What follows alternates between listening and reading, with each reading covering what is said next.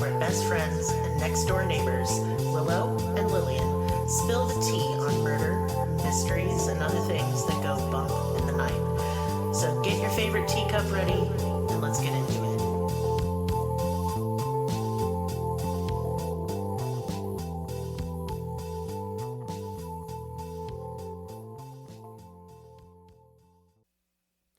Welcome to Cruelty Podcast. This is Lillian, and with me is Maris. Hello. Hello. So apologies for not having 2 episodes last week and being late on this one this week. I got injured because someone hit me with a car. Yeah. I'm fine. Yeah. In addition to that, we recorded this once already, but for whatever reason, our audio was just garbo. So I can't put that out there. So whatever. Yeah. My head hurts. Oh. It's fine. So, you may be wondering, what's the theme this month? So, there isn't one, because I'm stepping away from themes for a bit and just covering cases that I've had on my list for a while, but kind of haven't been able to fit into themes. And I have a big backlog, and I don't want a theme to hold me back from talking about cases that I feel are important and interesting. Yeah. So, moving on, today we're going to talk about the murder of Henry Glover by police. And to talk about that, we have to talk about Hurricane Katrina. So I'm going to do my trigger warnings here. Racism, it's political, police brutality, just... Mean storms. Very mean storms. They're very mean. But basically, like, if you don't want a political episode, go away. I don't know what to tell you. Fuck off. So on August 23rd, 2005, Katrina formed with the merge of a tropical wave and the last gasp of a tropical depression, both kinds of storms. It briefly weakened after moving over South Florida, and then it entered the Gulf of fucking Mexico. Mm-hmm. And no, I will not be calling it anything else. Yeah. And you can't make me. No. So, yeah. Eat me. On August 28th, it became a Category 5 hurricane in the Gulf of Mexico, where it weakened again to a Category 3 before making landfall near Burris Triumph, Louisiana on August 29th. And this is what the hurricane experts and city officials of New Orleans called a nightmare scenario, and not because of the strength of Katrina, though a Category 3 is nothing to fuck around with. So I'm going to explain how New Orleans is set up as a city. It's important to know for this story. Mm-hmm. On one side of the city, you have the Mississippi River. And on the other side of the city, you have Lake Pontchartrain. Now, New Orleans is below sea level. And if I have to explain that to you, there's no hope for you. Just Google it. So AI can tell you wrong. Okay. It just means, like, instead of being at sea level... It's below it. It's below it. So as you can well imagine, this is going to cause floods. Right.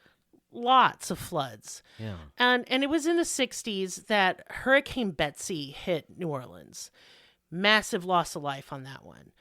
Because of the insane flooding. Like, right. We're talking floodwaters 15 to 20 feet. Right? Over That's people's too much. houses. That's too much. And so as a result, like, people realized, the city planners of New Orleans and also the federal fucking dumbass government decided that, hey, New Orleans needs some pumps, water pumps, and levees. Right. Levees are just little barriers that keep the water from, fucking up everything. Right. So after Hurricane Betsy, the Army Corps of Engineers built levees. And they sent their plans out first. Right. Now, experts in engineering looked at the plans and said, this is garbage and these are not going to work. Garbo. They did say this. Yeah. And then when they were built, they were also built poorly. So they were designed poorly and built poorly. That's not good planning. It's not a good idea. No, it's almost like it was on purpose. Oh. So people would die. That's rude. That's rude. It's racist, it's what it is. Yeah. If this had been like New Orleans had been like white people USA, they wouldn't have done this.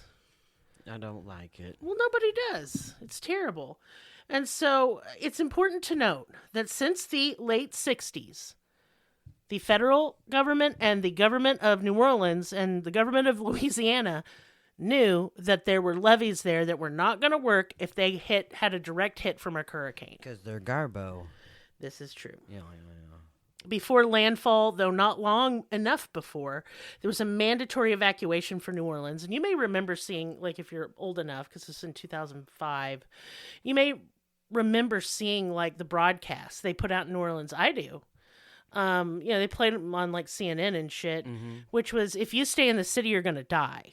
I do remember, and things were bad and sad on the news. Yes. But unfortunately, many disabled, elderly, and poor were not able to leave. They didn't have the money for gas. They didn't have anywhere to go, or they simply physically could not leave. Staying was assuredly a death sentence, but the city didn't do anything to get over 100,000 vulnerable people out. Yeah. So they stood their ground in their homes as Katrina slammed into New Orleans. And as predicted, one by one, the levees catastrophically failed on both the Mississippi and Lake Pontchartrain side. Yeah. The people did whatever they could to avoid drowning, but a lot of the homes simply washed away. They climbed into attics and on top of roofs, and many died that night, but many also survived. The survivors were in need of immediate rescue. It did not come. FEMA and its director at the time, Mike Brown, and President George W. Bush, along with New Orleans Mayor Nagin, have been widely criticized for the slow response to the humanitarian crisis. Right. People died in attics from the heat and lack of air. Y'all, this was late August in New Orleans after a flood. The humidity was unbearable. And it was like 90 to 100 degrees. Yeah. You can't be in an attic in those temperatures. There's not enough air to breathe. Right. They suffocated. Yeah. People died from infections they got wading through the corpse-laden foul floodwaters trying to get to high ground. People died from the heat and the filthy conditions of the Superdome where they'd gone to find help. And people died because the police shot people who foraged for food and water FEMA didn't bring so that their babies wouldn't die, because they shot them because they were labeled looters. And yes, looting did happen, but so what? And we'll get to that. I will address that. And some of y'all won't like what I have to say, and I don't care. The death toll in New Orleans and Louisiana were astronomical. It's estimated that over 1,500 people died, and 652 people, roughly, remain missing to this day. The official death toll is likely much higher. While not the deadliest hurricane in history, it ranks up there in the top 5. It was the costliest, with an estimated $123 billion in damage. It completely destroyed New Orleans. The city is not and will never be the same as it once was. Because if you kill off your people that made New Orleans great in the first place, and if you displace them, it's not going to be the same place, is it? Right. Yep. So I want to tell the story of one of the deaths that shouldn't have happened. Because when you pull back, it's almost inconceivable, the horror of Katrina. To talk numbers strips the humanity of what should have never happened. So I want to talk about the murder of Henry Glover by police in New Orleans during the disaster of Katrina. He is one of many stories, and his story is important. This episode is about to get real political, so you may want to wander off if it bunches up your diaper. If it displeases you. If you are displeased. Always love using that voice for anything, really. So, Henry Glover was one of at least 11 people shot and killed by police in the chaotic days following Hurricane Katrina. A former law enforcement officer, East Von Baylog. It's a good name. It sounds like a villain in Lord of the Rings. East Von. I am Dark Lord East Von Baylog. And he is displeased. Displeased, yes. And he had come to New Orleans to assist with the humanitarian efforts after the storm. And I use that loosely because he's kind of an ass. It was the 9th of September, and he was on a routine foot patrol with a partner. And he looked down towards the bank of the Mississippi River, and he was just looking to see if he could spot some trouble. You know, like cops do. Yeah, he was trying to make crime honey because he can take it back to his hive. Yes, we call the police around here like the crime bees. Yeah, they're trying to sting you. They're swarming. Yeah. Yeah. I mean, they sting you, they arrest you and write you tickets. And then That's they making make crime crime honey. honey, yeah. Yeah. It's dumb what we said there. I don't care. So East Von saw a burned up white car down by the riverbank, and he made his way down and yelled up to his partner that he had found a body in the car. Wasn't even fair to call it a body at this point. The remains had been burned and charred until skeletonized. All that was left was charred bones. He saw a skull with a bullet wound in it. Eastvon knew that he had a homicide on his hands because he's the great mouse detective. And he reported this to the police.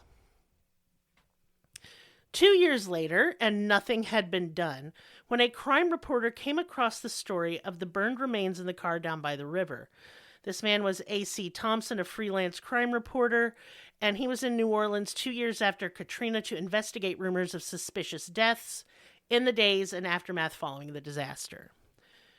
A.C. Thompson had to sue to see the report along with 800 other autopsy reports on those who had died in the days following the hurricane. Almost all of these reports, the cause of death was drowning. And all of them had a cause of death but one. And it was the badly burned body that had been found in the charred car.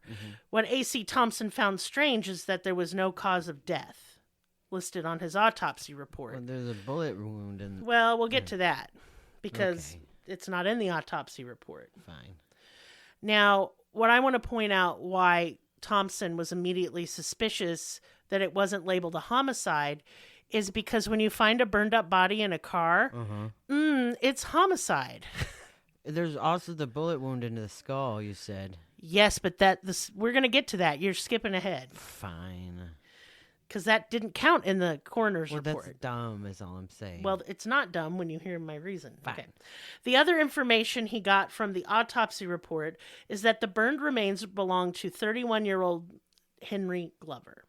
Henry had lived in the Algiers neighborhood of New Orleans, which was on the west bank of the Mississippi River. He had stayed in the city during the hurricane with his mother, brother, and sister. The last day his sister Patrice saw him was 4 days after the storm on September 2nd, 2005.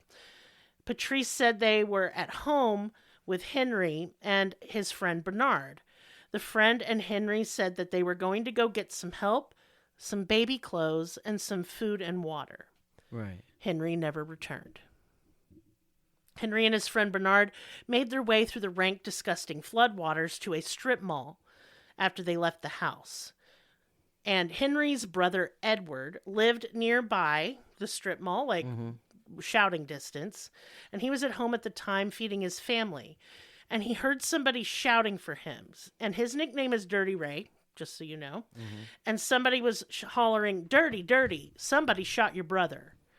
And Edward went up to this person and asked if he was sure. Then he went and got his sister, and they went looking for Henry, and they found him about 50 yards from the strip mall.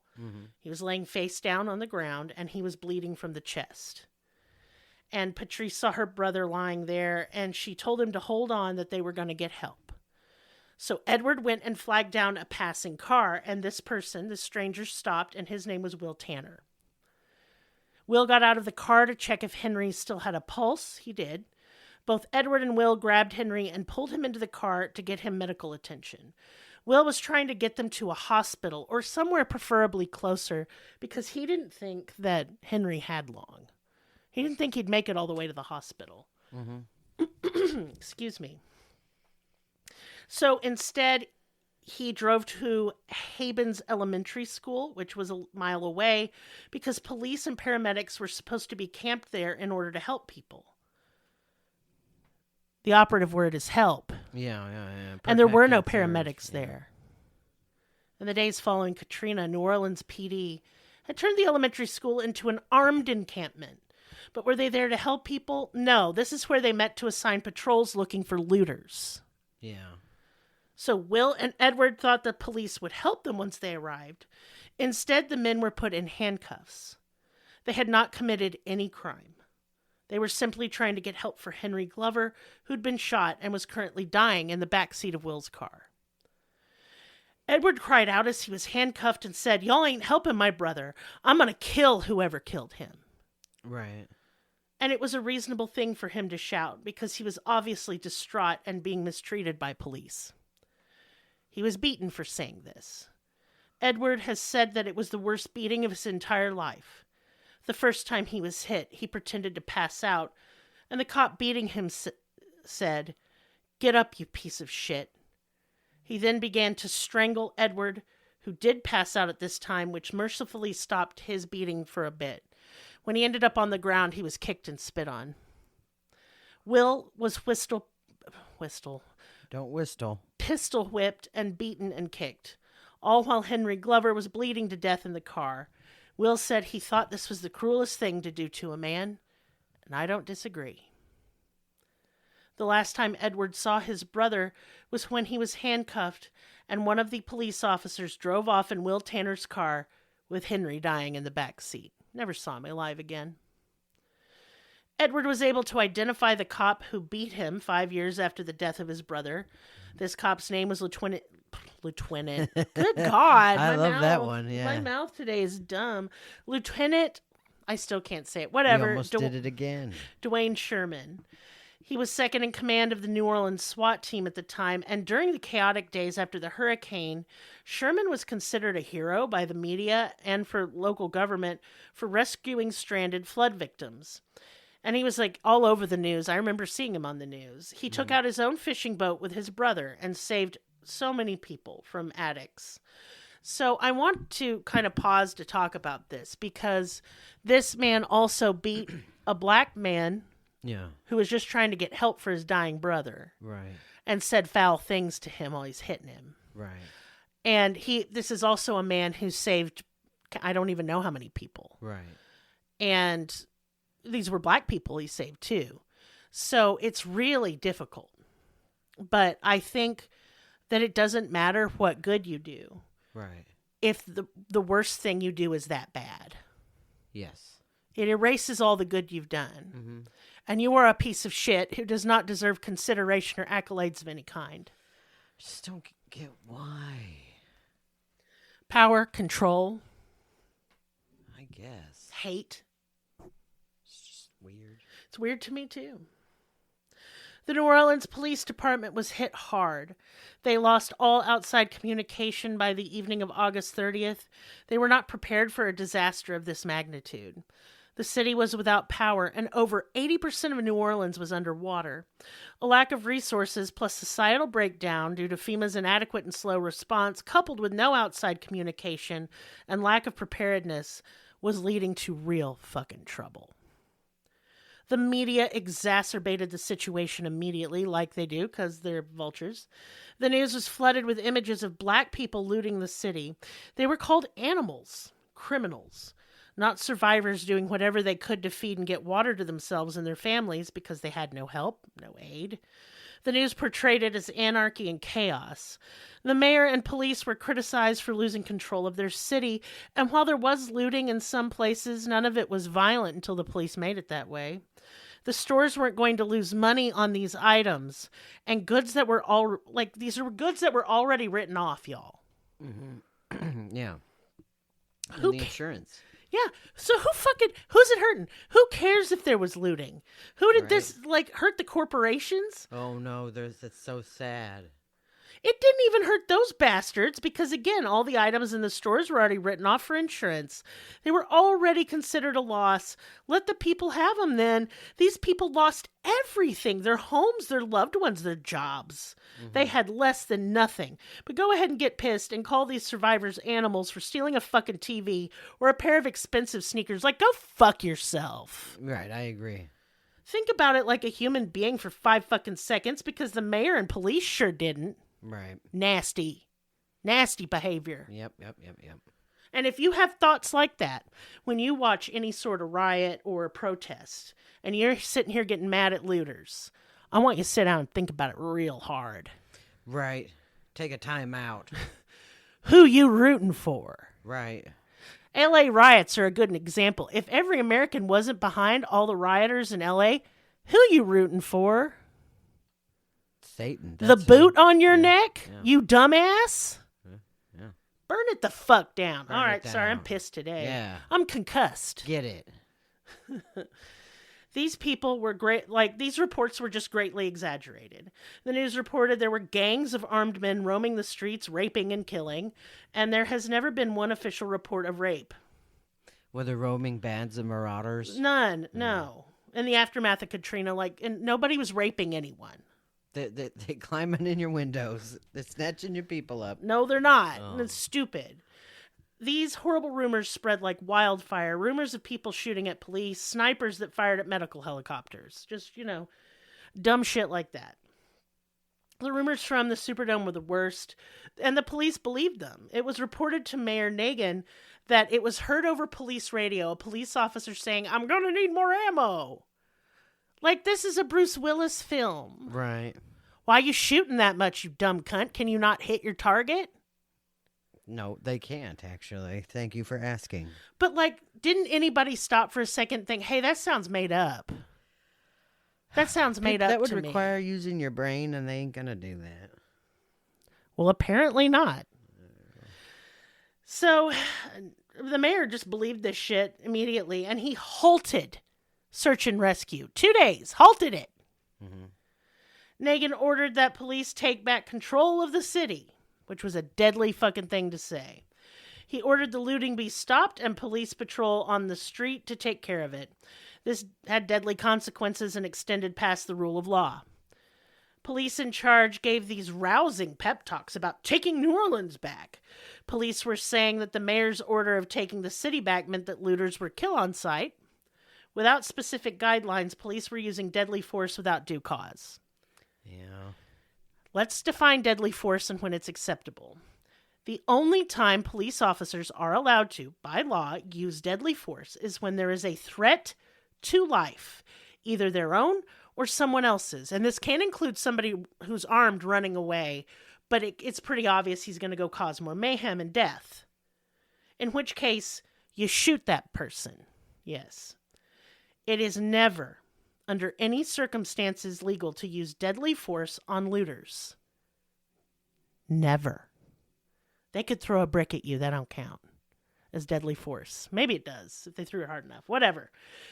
The shoot to kill looters order violated the terms of deadly force and the law.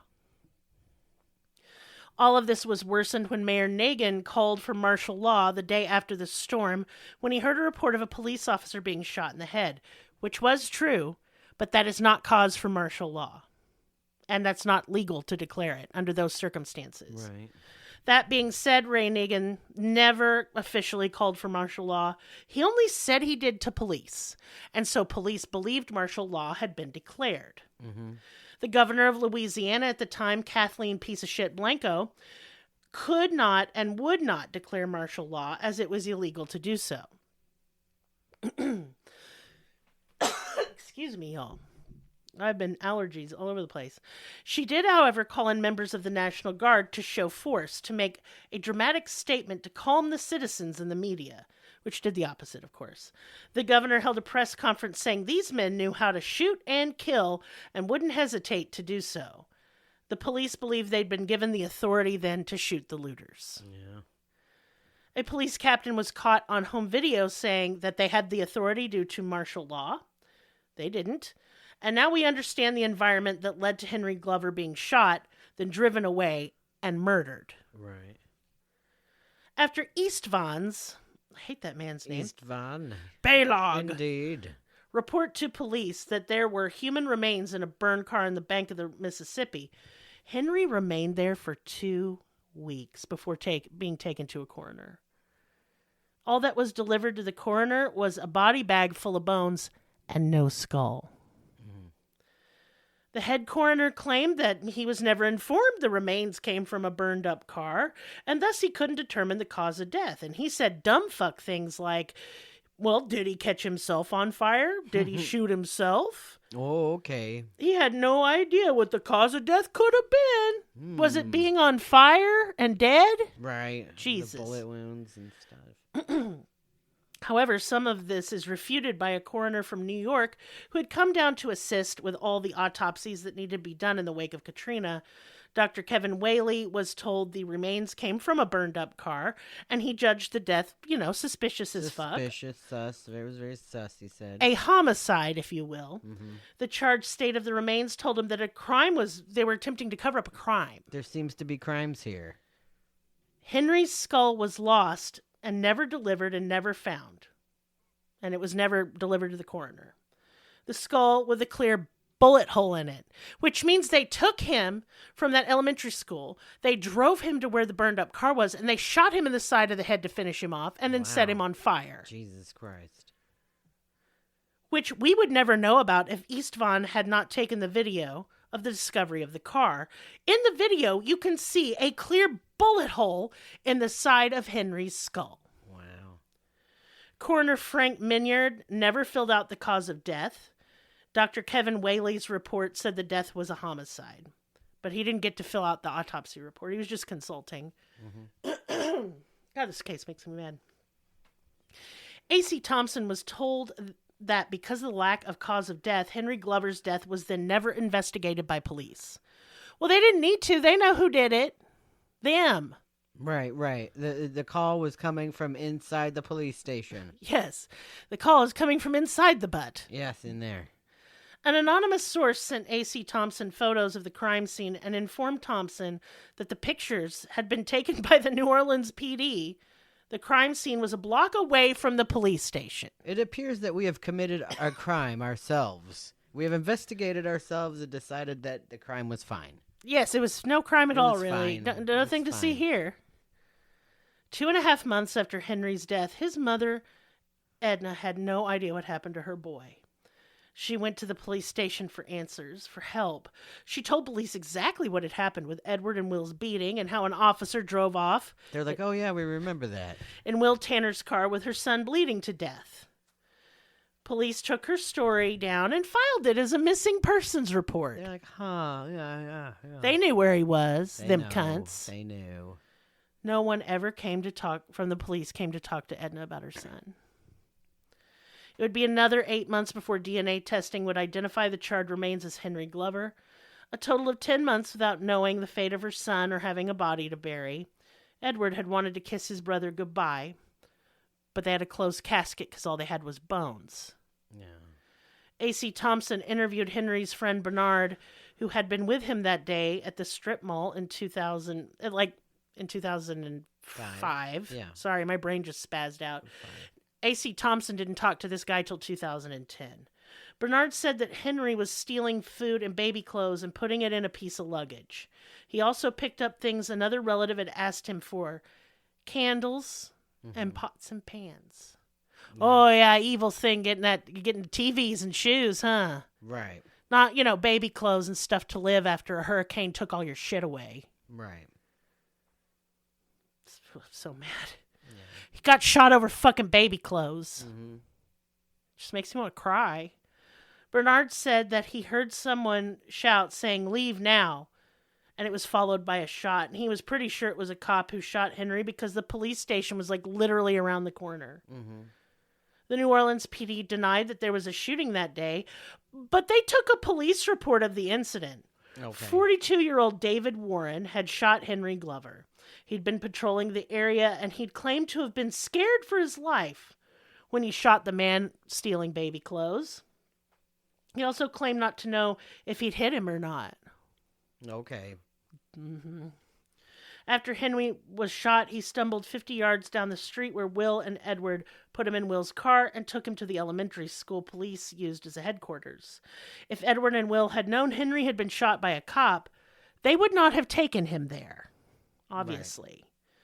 Right. A female officer actually stopped the beating of Will and Edward because she knew Will, and she knew he was a good, upstanding citizen.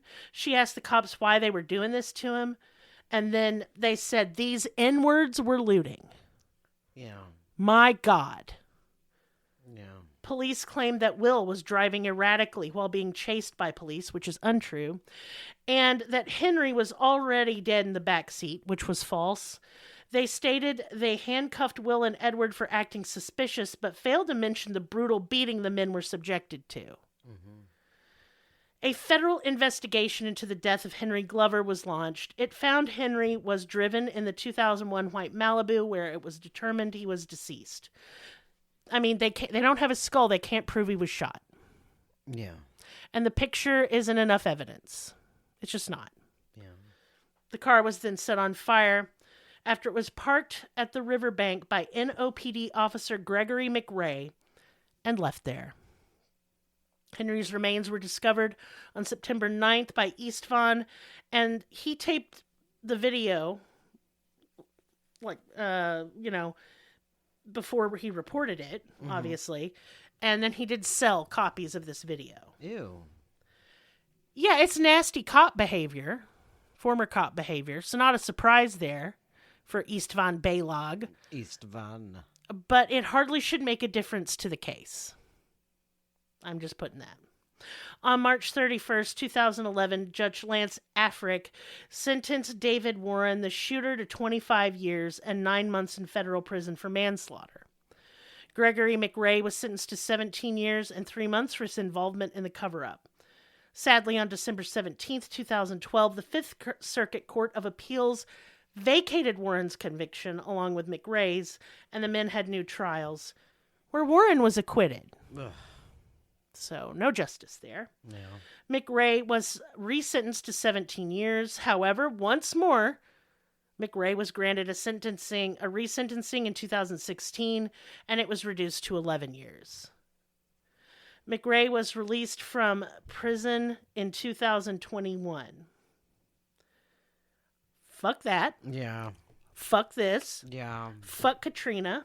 Fuck the New Orleans PD. Fuck FEMA. Right. Fuck Mike Brown, George Bush, and Mayor Nagin. Fuck y'all. All of him.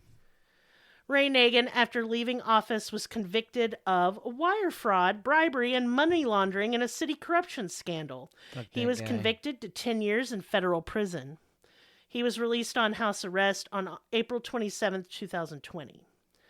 So Mike Brown, the former head of FEMA at the time and living, breathing turd, advocated in 2025 for FEMA to be removed from the Department of Homeland Security and restored as an independent agency that directly reports to the stupid fucking president.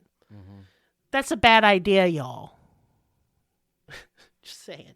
Right. He hosts a nationally syndicated radio podcast where he says a bunch of fucking bullshit and continues to be a waste of space and giant piece of shit. Yeah. Who belongs in a fucking vat of piss. That's true. Fuck you, Mike Brown. You disgusting wad of garbage. I hope you burn in hell. After Katrina, how dare you say anything about FEMA, you fuck up? Right.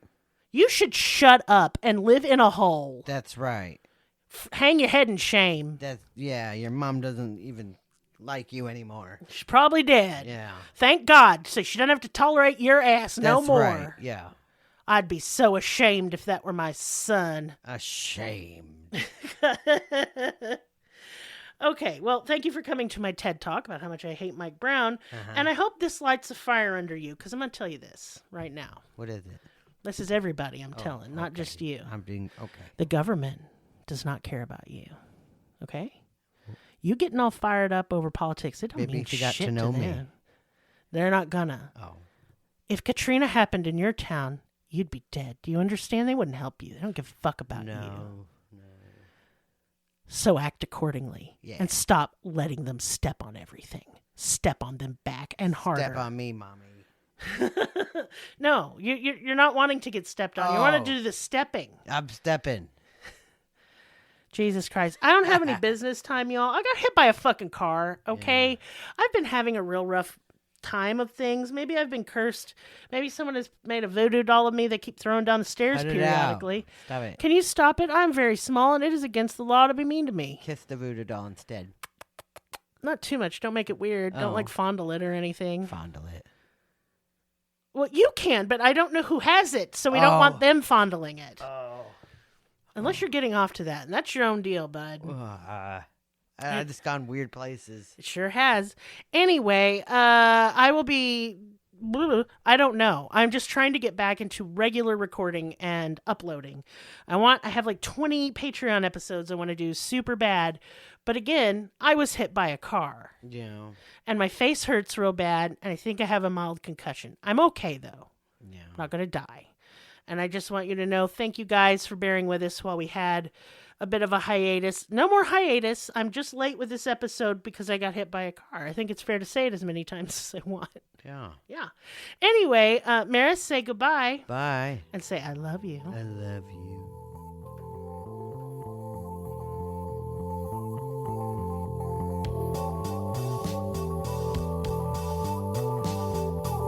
us on your social media platform of choice. Linktree/cruelty has all of the links.